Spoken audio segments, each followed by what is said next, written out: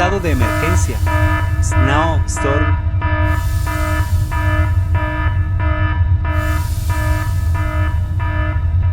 Mientras que la tormenta pase, yo echándome un buen plato de pancita en casita.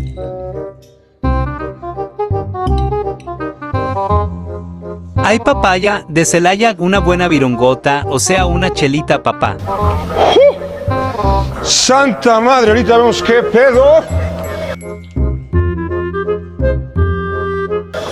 ¿Qué pedal? ¿Qué highs? ¿Qué rollo? ¿Qué Pedro pinche Pablo?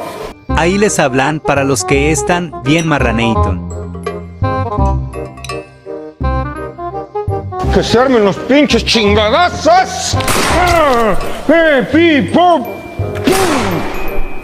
Siempre es dicho que un mexicano sin tortilla, chile y cerveza no es mexicano. Su puta madre.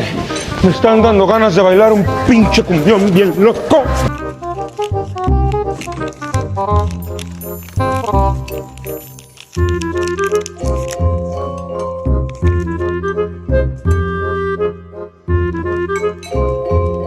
Este platillo exquisito lo acompañamos esta vez con un taco placero.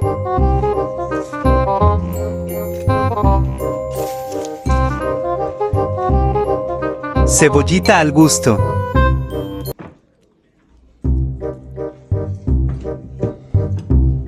El cilantro debe de ponerse con estilo, que se vea lo fino que eres. Bon appétit. Para los que no hablan French, significa buen provecho.